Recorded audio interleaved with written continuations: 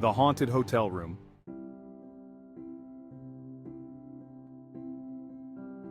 As the heavy doors of the Grandeur Hotel swung open, the wind seemed to pause, and the bustling noises of the city faded into a distant murmur.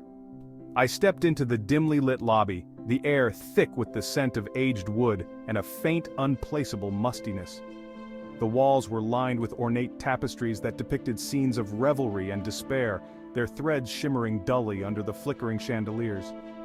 "Welcome to the Grandeur, Miss Carter," greeted the concierge, his smile tight, almost forced. "You requested room 313, correct?" "Yes, that's right," I replied, my voice steady despite the fluttering in my stomach.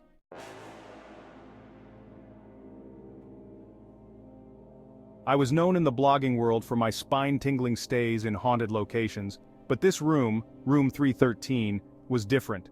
It was said to be cursed, a place where few dared to spend the night and even fewer spoke of it afterward.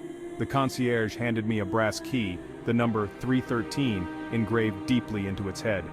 "Your room, Miss Carter, should you need anything during the night?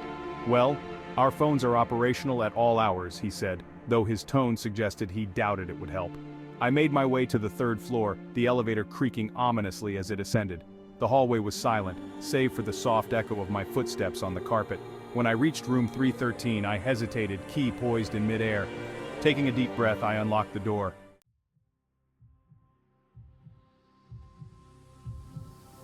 The room was cloaked in shadows, the only light coming from the storm outside, flashes of lightning casting ghostly silhouettes against the walls.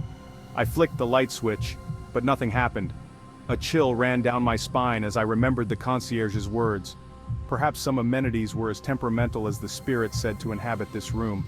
With only the storm to keep me company, I settled into the room. The air felt unnaturally cold, and I wrapped my jacket tighter around me. It wasn't long before the ambiance of the room began to work its sinister magic. Shadows seemed to flicker and move just in the periphery of my vision, and the faint sound of whispering crept up from the silence. I spun around, camera in hand, but there was nothing. Deciding to delve into the history of room 313 while I waited for more tangible hauntings, I unfolded the stack of old newspaper clippings I'd brought along. The articles were morbid and chilling. A businessman found hanged in the closet, a young woman who leapt to her death from the window, and countless others who vanished without a trace.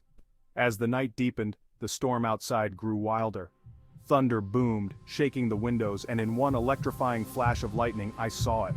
A figure hanging in the corner of the room. I blinked, and it was gone. Was it a trick of the light or something more sinister? Tentatively, I approached the spot where I'd seen the figure. The air grew colder, the back of my neck prickling as if eyes were watching me from the shadows. Suddenly, the room plunged into darkness as the power went out, and I heard it. A soft, sorrowful sobbing coming from the bathroom. Heart racing, I edged towards the sound, my phone's flashlight cutting through the darkness. The bathroom was empty, but the mirror was fogged up, as though someone had just taken a shower. Drawn by an inexplicable force, I reached out and wiped the mirror with my sleeve. Words began to appear, scrawled in the condensation. "Help us!" A loud crash behind me sent me spinning around, my heart in my throat. The room was still empty, the whispering louder now, urgent. It was as if the very walls were trying to speak, the past guests reaching out through the veil. Determined to uncover the truth, I knew I had to dig deeper. Whatever secrets room 313 held, I was going to uncover them if I could survive the night.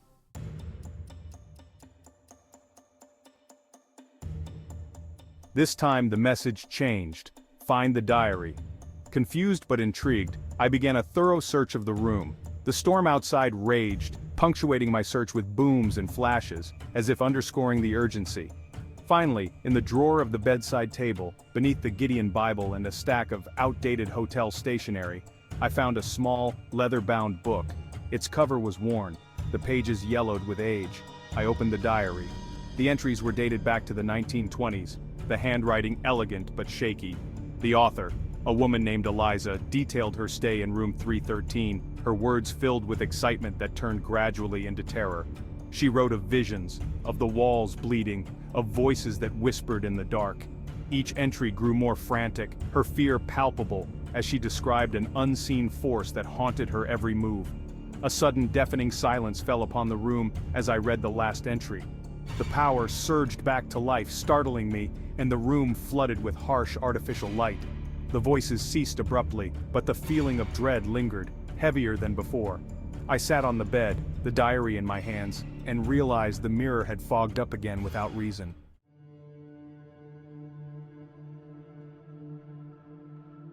With every fiber of my being screaming for me to leave, I forced myself to focus on Eliza's diary.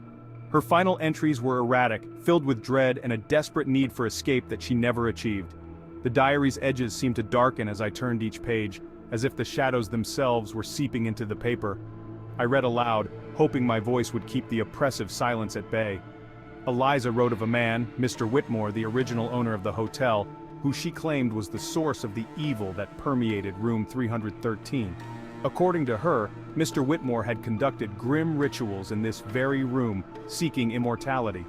She believed that his spirit had never left, instead growing in power, fueled by the souls of those he trapped within these walls. As I delved deeper into the twisted history, the air grew denser, almost suffocating. I paused to catch my breath, and that's when the temperature plummeted again. My breath fogged in the air, and a low growl echoed through the room. The ground beneath me vibrated faintly as if the hotel itself groaned in pain. Determined to find more clues, I resumed reading. Eliza's notes hinted at a hidden compartment in the room where Mr. Whitmore kept his most private possessions. She believed that if someone could find and destroy these items, the haunting might end. Her entries stopped abruptly. Her last written words a hurried scrawl. "He is here." The diary slipped from my numb fingers as a cold laugh resonated around the room, the sound twisting into a scream that cut through the air like a knife. I spun around wildly, my heart pounding in my ears.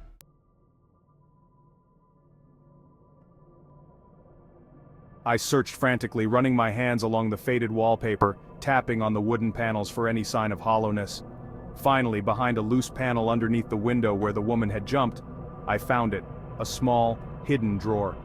Inside were various strange artifacts, a set of tarnished silver knives, a stack of black candles, and an old cracked photograph of Mr. Whitmore, his eyes seeming to follow me as I moved. At the bottom, there was a book bound in what appeared to be human skin, its cover etched with symbols that made my head ache just from looking at them. As I examined the objects, the storm outside crescendoed, as if reacting to their exposure. Thunder clapped violently, shaking the windows, and in a sudden burst of lightning, the room lit up, revealing the ghastly silhouette of a man standing just behind me. I spun around, dropping the book, but again there was nothing. Panicked yet resolute, I gathered the items, intending to destroy them, but as I turned towards the door, it slammed shut violently, as if pushed by an unseen force. The lights flickered wildly, casting eerie shadows that danced across the walls. The whispers returned, louder, more aggressive, drowning out the storm outside. I was trapped. The artifacts of Mr. Whitmore's dark past my only company. The hotel seemed to settle into a sinister quiet, waiting for what I would do next. As the whispers morphed into intelligible words, I realized they were chanting a name, Eliza's name, over and over, like a prayer, or perhaps a warning. I knew then that the final night of Eliza's stay, the one she never wrote about, held the key to my escape. I needed to understand what happened to her, what Mr. Whitmore did in this room. As the realization dawned on me, the photograph of Mr. Whitmore seemed to smirk, his presence looming over me, waiting for the night to unfold. With no way out, my only choice was to confront the horrors of room 313, hoping to find answers in the shadows of the past.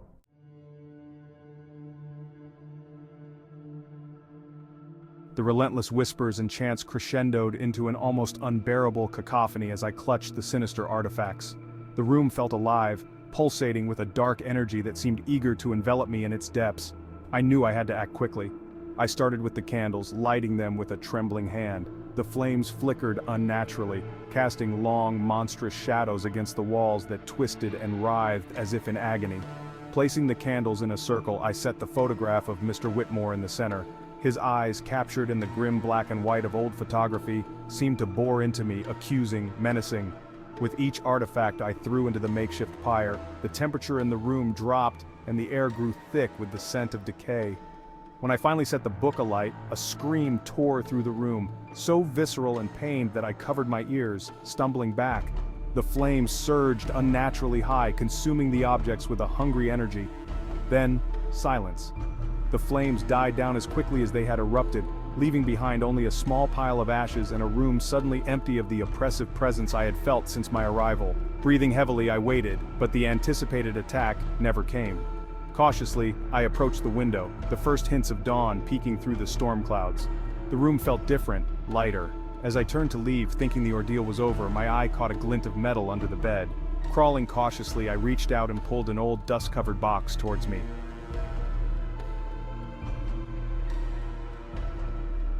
Inside, wrapped in a faded velvet cloth, was a dagger with a handle encrusted with dark gemstones. Alongside it lay a journal, much newer than Eliza's, the handwriting firm and unmistakable. It was Mr. Whitmore's. Thumbing through the pages, I discovered the horrifying truth. Whitmore had indeed sought immortality, but his ritual had failed, binding him to the hotel instead, his spirit fueled by the lives of those who dared stay in room 313. Eliza had discovered his plan and attempted to stop him, only to become another of his victims. The journal revealed that destroying the artifacts would free the spirits, but warned that Whitmore's spirit would need a new host to maintain his presence in the physical world. A cold dread settled over me as I understood the final, ghastly twist. By completing the ritual and destroying Whitmore's artifacts, I had unwittingly prepared myself to become that new host. As the realization dawned, I felt a sharp, searing pain in my chest. Looking down, I saw the dagger from the box, now buried deep in my torso, my own hands on the hilt without any memory of grasping it. The last entry in Whitmore's journal lay open before me, the words blurring as my vision dimmed. Should the artifacts ever be destroyed, the binder must offer themselves to house my spirit, continuing the legacy of room 313. As my knees hit the floor, the room spun, the shadows creeping in at the edges of my vision. I understood too late that I had not ended the curse. I had only renewed it, with myself as the new vessel. The spirits of the room, now freed, whispered their thanks and farewells, fading into the light of the new dawn as I succumbed to the darkness, the last thing I saw being the faint smile on the face of Mr. Whitmore's photograph. And so, the haunted history of room 313 continues, waiting for the next unwary soul, seeking the thrill of the paranormal, just as I had.